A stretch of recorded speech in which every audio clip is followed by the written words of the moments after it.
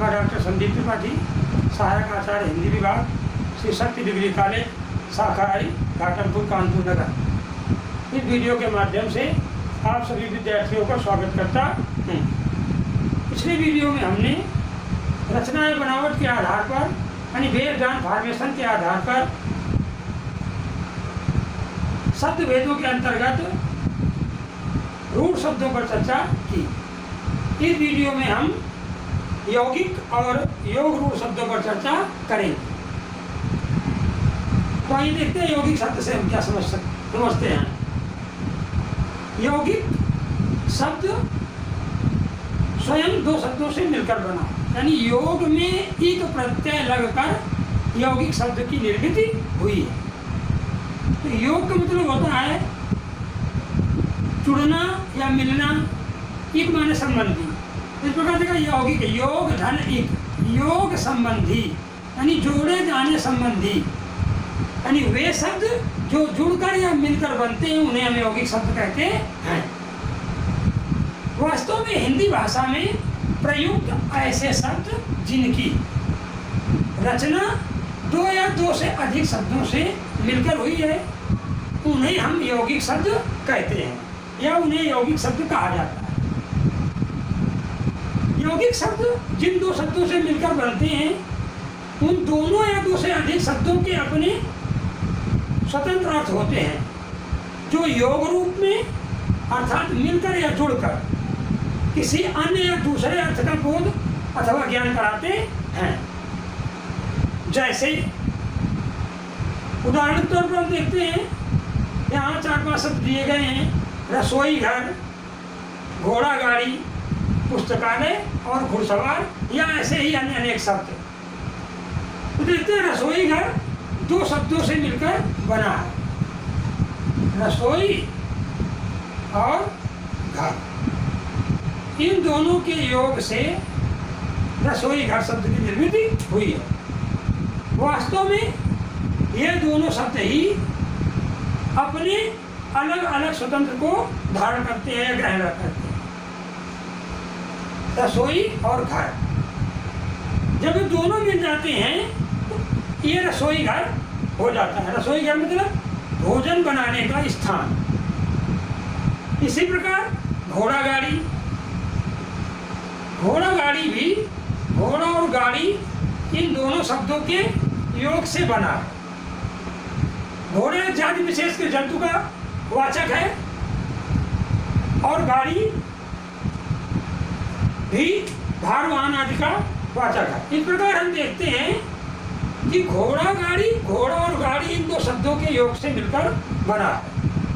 इन दोनों के ही अपने अलग स्वतंत्र अर्थ हैं, किंतु जब ये एक साथ आते हैं तो एक नया विशिष्ट अर्थ देते हैं। घोड़ा गाड़ी अर्थात घोड़े से चलने वाली गाड़ी। इसी प्रकार पुस्तकालय, पुस्तकालय शब्द पुस्तक और आलय इन दो शब्दों से मिलकर बना है, जिसमें पुस्तक अर्थात पढ़ने का साधन और आलय अर्थात स्थान, यानी पढ़ाई का जो स्थान है, जो पढ़ने का स्थान है, पुस्तकें पढ़ने का जो स्थान है उसे हम पुस्तकालय कहते हैं। इसी प्रकार घुड़सवार है,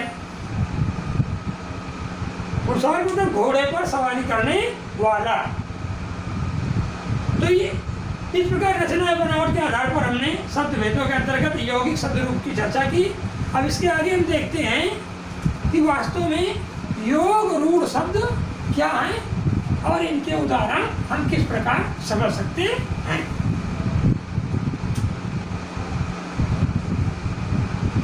योग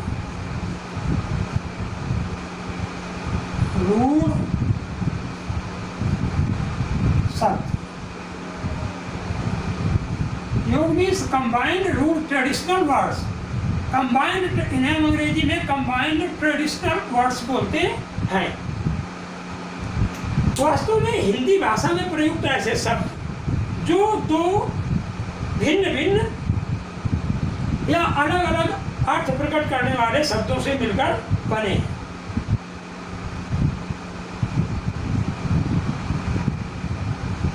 हिंदी भाषा में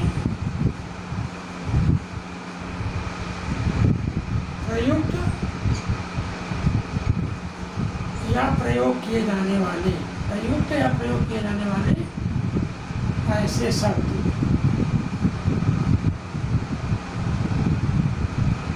हिंदी भाषा में प्रयुक्त ऐसे शब्द जिनकी रचना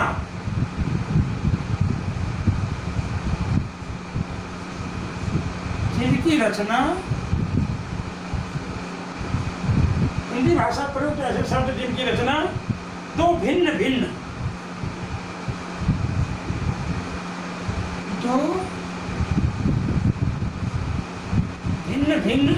या अलग अलग, तो भिन्न या अलग अलग अर्थ प्रकट करने वाले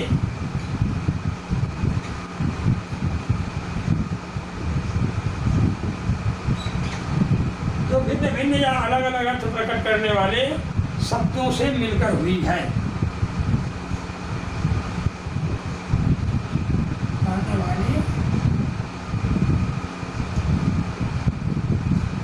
शब्दों से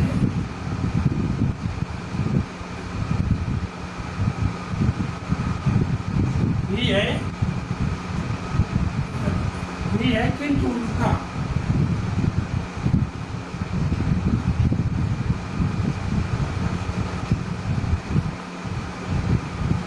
है किंतु उनका प्रयोग किसी एक ही अर्थ के लिए किया जाता है, किंतु उनका प्रयोग किसी एक अर्थ के लिए ही किया जाता है, किसी एक अर्थ के लिए ही किया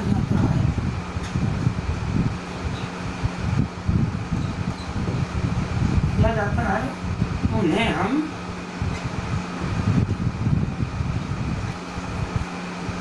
हम योग रूढ़ शब्द कहते हैं।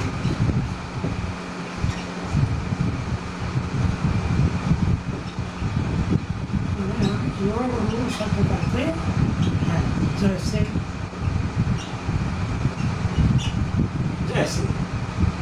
हिमालय,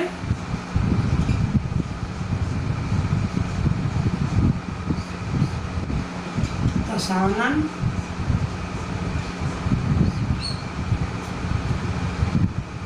हिमालय, दशानन, चतुर्भुज,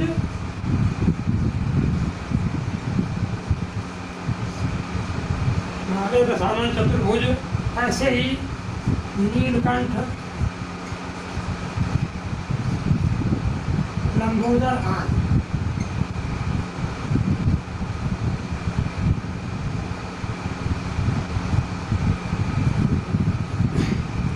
ये देखते हैं कि वास्तव में हिंदी भाषा में प्रयोग ऐसे शब्द जिनकी रचना तो भिन्न या अलग अलग अर्थ प्रकट करने वाले शब्दों से हुई है। तो आइए देखते हैं हिमालय।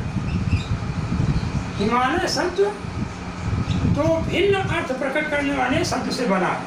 हिम का अर्थ अलग है, आलय शब्द का अर्थ अलग है। इस प्रकार हमने देखा कि हिमालय में जो शब्द प्रयोग किए गए हैं वो भिन्न अर्थ को प्रकट करने वाले शब्द हैं, और किंतु उनका जो प्रयोग है वो किसी एक अर्थ के लिए ही किया जाता है। जैसे हिम अलग है, हिम मीन्स बर्फ, आलय माने घर। अब इसका जो प्रयोग किया गया बर्फ का घर अर्थात हिमालय, हिम का घर या बर्फ का घर अर्थात हिमालय। इसी प्रकार है दशानन, दस आनन, दस हैं मुख जिसके अर्थात रावण। इसी प्रकार नीलकंठ, नीला है कंठ जिसका अर्थात शिव, लंबा है उधर जिसका अर्थात गणेश। इस प्रकार हमने देखा कि योग रूढ़ शब्द की जो रचना है वो तो भिन्न अर्थ प्रकट करने वाले शब्दों से हुई है, किंतु इन दोनों ही शब्दों का प्रयोग किसी एक विशिष्ट अर्थ के लिए किया जाता है, इसलिए इन्हें हम योग रूढ़ शब्द कह सकते हैं। आगे हम प्रयोग के आधार पर शब्द भेदों पर चर्चा करेंगे। इसी के साथ इस वीडियो का मैटर यही खत्म होता है।